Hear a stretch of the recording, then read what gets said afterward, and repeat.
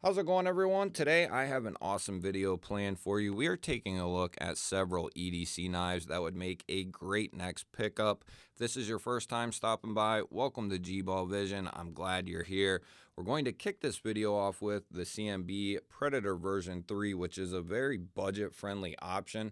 I will have this knife and the rest of these knives linked down below in the description in the order that you see them. That way they're nice and easy to find.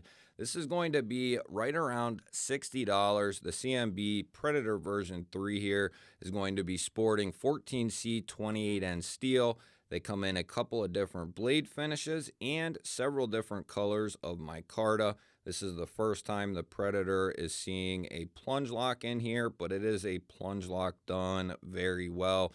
CMB doesn't put out a ton of models, but the ones that they do put out are really solid. We're actually not done seeing them here today on this video either.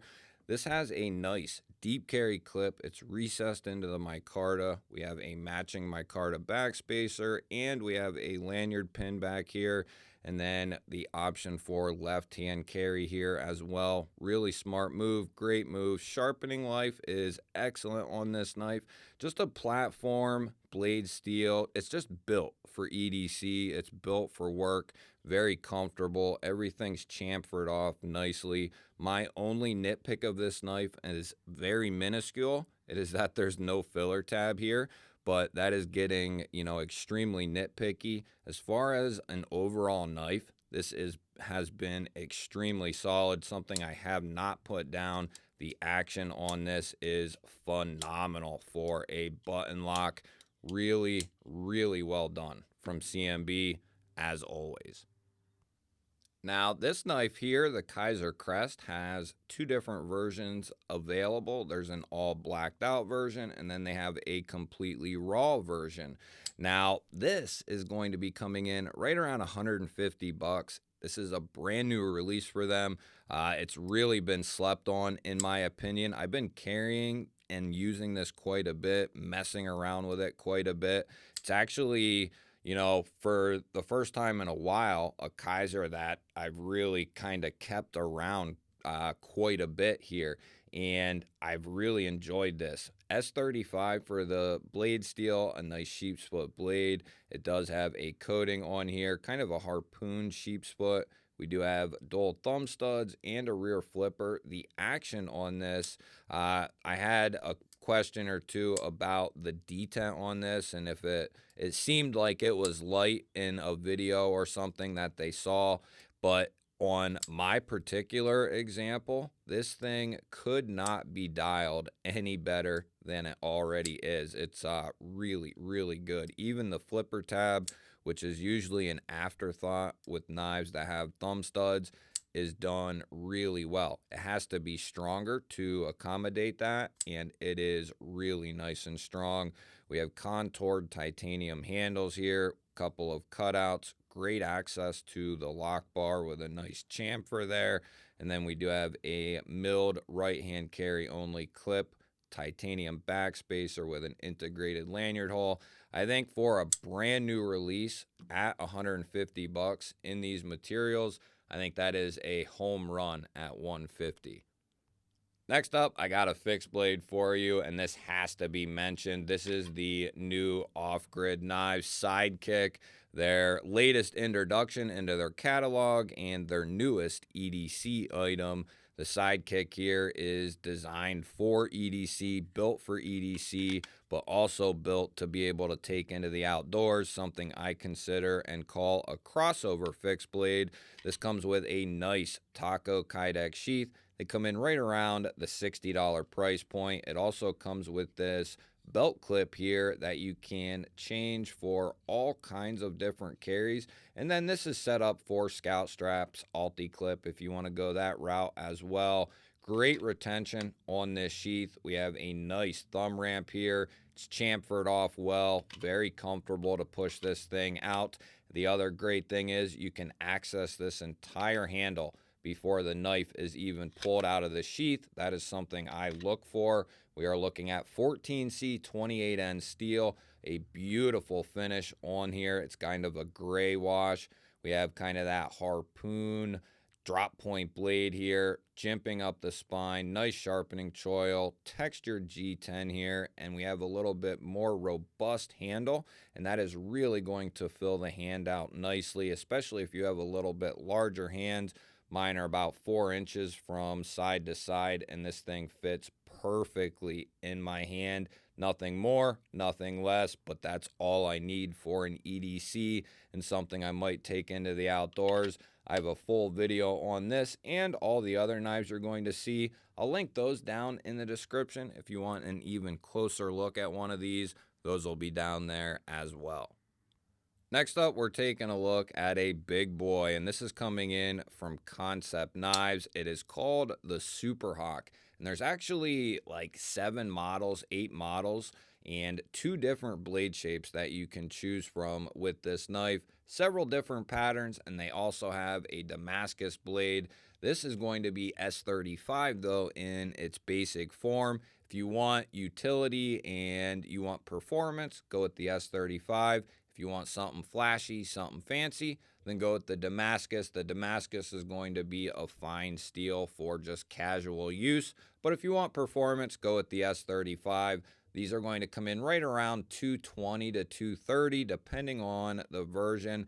Mine has a kind of blasted finish. Now, this is all from carry that you see here. It didn't initially look like that. It has started to darken up and just take on a life of its own, and I decided to just let it go. I'm going to just see what happens and continue letting it wear in, but looks really cool. I don't know if it's coming through quite on the camera. We do have a nice drop point blade here with a big belly. We are looking at dual thumb studs, a fuller, and a rear flipper for deployment. The fuller or blood groove is more for aesthetics here. In this case, we have really nice dual thumb studs that are stepped and spaced well from the handle. They really tuned this detent very well for this knife. Could be a little stronger if I'm getting extremely nitpicky, but then it might have been hard to kick out with the studs or do a reverse flick. And in this case, you can still rocket this thing out here. So they had to let a little off, I think, of the detent where, you know, that hurts the flipper. It still works good. I can still kick it out nicely, especially that bigger, heavier blade. It does work good. We have good access to the lock bar there with a chamfer, and then these handles are slightly contoured, and then titanium for our back spacer and our pocket clip here matching our blade. And then we have the bronze hardware. But as I said, there are several different variations of this knife you can pick up. I have really enjoyed this one. I like a little bit larger knife though, and this thing has really fit the bill the last couple of weeks. Next up, we're taking a look at the ZT044. This has kind of been a knife that I shot a video on, or the unboxing on, a little while ago, but was just recently released, and maybe even the day you're seeing this, it was released. But I have loved every second of this knife since pulling it out of the box. Just a really damn good job from ZT here. I don't have a ton of experience with them, but this is really damn good, guys. We're looking at S45 VN steel, nice satin finish, drop point blade, nice sharpening choil here. We are looking at a button plunge lock here with this thing, but I don't know what they did, how they did it, but the action is phenomenal. The acoustics are great, just really, really well done. The flipper tab, not too much going on with it, but it's done extremely well. Couple of jimps here, and you can just rocket this thing out of that handle. We do have some anodizing on our button there. We have a standard deep carry clip here that's made out of steel. It is surface mounted, but lefties are going to be able to carry this bad boy, and it's going to look good in the pocket. Really big fan of the 0044 here. That is a home run in my book. That is one of the best button plunge locks, if not the best button plunge lock I have handled, and I've handled well over 70 different plunge lock models, and this is one of the best, no question. But you're also going to be paying for a US knife here. These are going to come in, depending on where you get it, between $330 and $350. So they are a little bit more costly, but it is USA made, US materials, and it is a fine ass knife. Next up, we're taking a look at the Jack Wolf knives, Diamondback Jack. Now, there are a lot of these that are sold out on a lot of different retailers. I'll link what I can down below. I know this one is still available at Traditional Pocket Knives, the Purple Haze fat carbon fiber version here. We have a nice Wharncliffe blade in S90V. We are looking at a satin finish on this bad boy, a belt satin finish to be more precise. Hollow ground, thin as hell. Nice sharpening choil here. We are looking at a little mini short pull / fuller there and a front flipper for deployment. This has some of the most beautiful acoustics that I have ever heard. I've had a couple Jack Wolf knives with good acoustics, but this thing, guys, let me tell you, it is good no matter what you do. Everything. Really, really awesome. We are looking at titanium accents here, and they are anodized to match the carbon fiber scales here. Blasted titanium for our handle. Just a great gent knife here. Everyday carry type slicer. That is extremely well done. Very comfortable. This is definitely making a case for my favorite knife. It's competing up there. I'll be doing a video on that in the future. Where's my Pakal fam at? We are taking a look here at the GBall cage, and this comes with this leather clip slip here that is phenomenal. I've also used this for some other knives as well. Great sheath. These are going to come in right around $180 to $200. It depends on what you get. They have like 12 different variations of this knife. We are looking at a premium Pakal here. This is an M390. It's got this really nice PVD coating to it. I've been hammering on this area up here, and it is still holding nice and strong. Sharpening life is very good here on this knife. It is also really comfortable for just cutting stuff open and cutting stuff down. Really comfortable and works really good. I see why people love Pakals, not for any tactical use or idea in that statement. It is all utility based, and that's where these knives are derived from, is being used out in the outdoors, gardening, farming, just all kinds of different work, and they've been around forever. And they also could fit into the tactical role if you knew what you were doing. We have a titanium handle here, and then there's gold anodizing done inside these triangle cutouts. It looks really, really good in person. Titanium backspacer here, just really well done from GBall. This is the first knife I've ever handled from them, but it's not going to be the last. Great detent on that front flipper here. You can do whatever your little heart desires. It is designed very well. The jimping is nice and fine. Access to the liner is really good here. This knife is really, really cool. If you enjoy a Pakal style knife, fitment in the sheath is awesome as well. Next up, we're taking a look at the new Vostede Psyop, and this is the full-size version.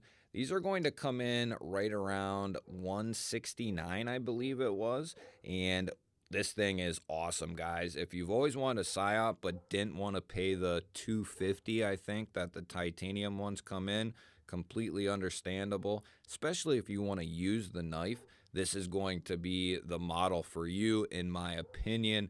Much cheaper than the titanium and much more user-friendly all the way around. We're still looking at that beautiful drop point blade in LMAX, which is done really well. They have several different variations you can choose from.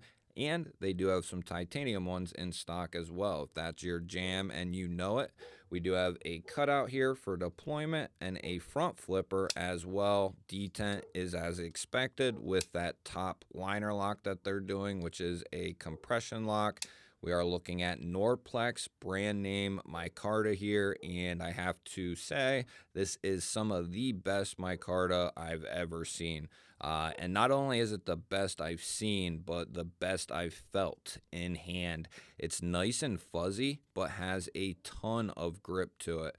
We are also looking at steel liners with a bunch of internal milling, and they threw a deep carry clip on here that's recessed and is left hand friendly there. The only miss here, in my opinion, is going to be a filler tab yet again. And they do it on a ton of models, so I don't know why they didn't on this one. If it saves a little bit of money, sure, but I don't think that's enough difference to make a difference. Other than that, and that's very minimal, this thing is awesome, guys. The Psyop has been my favorite model from them, and I've tried almost all of their knives at this point, and this has maintained that #1 spot for quite some time, the Psyop, as far as the platform goes. But this one coming in so much cheaper and going to be much more user-friendly for lefties and righties, better grip on the handle. You're getting the same great LMAX, and the knife is going to come in a lot cheaper than the titanium version.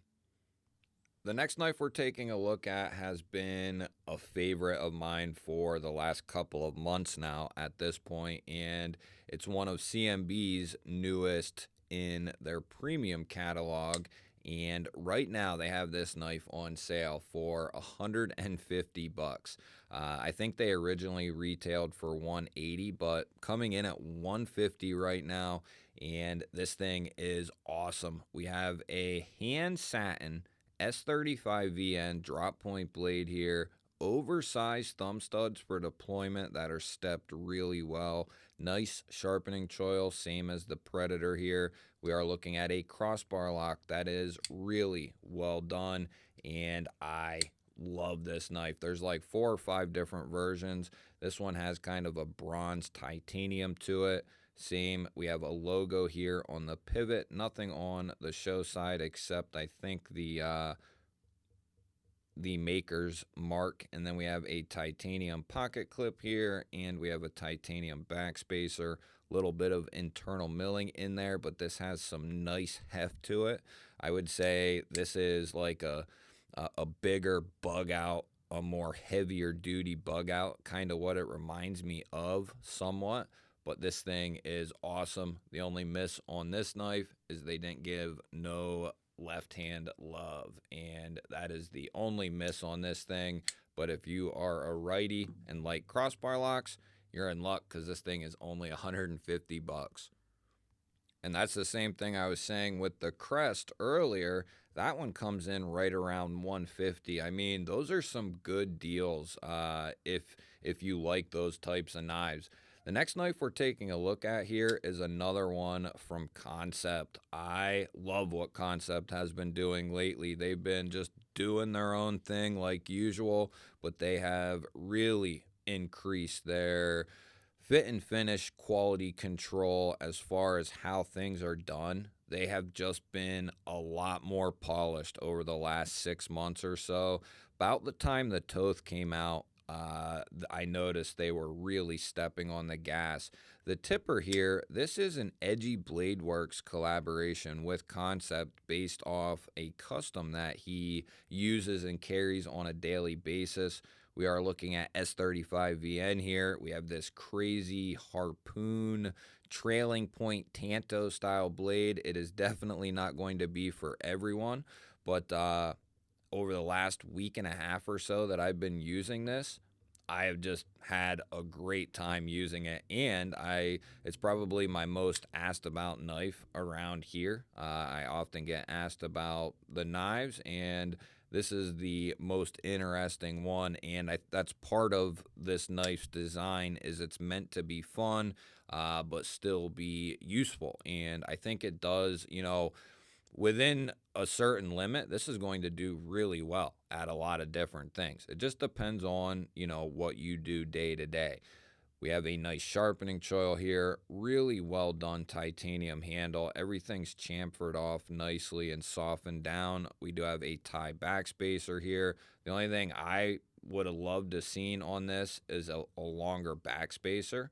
But here again, getting very nitpicky. This is going to be right hand carry only because of the design of the clip. I do wish they would have moved it up a little bit here, but somebody said, maybe that's if somebody wants to take the clip off and not use it with a clip. Maybe, could be that, but don't know. Either way, this has been a joy to carry and use. We are looking at great access to the lock bar there. The action on this with those nice studs and detent, man, really, really nice stuff from Concept lately. Love what they have been doing. You guys will have to let me know, what was your favorite knife from today's video? I love hearing from you guys. Don't forget to hit the thumbs up button. That helps push the video out there to more people. If you're new to the channel here and you enjoy knife and EDC content, you're in the right place. Make sure you subscribe here because I release daily videos just like this. I'll pop up a couple of new videos on your screen. Go check one of them out for me. Have yourself an awesome day. Thank you all again for watching. I'll catch you on the next one.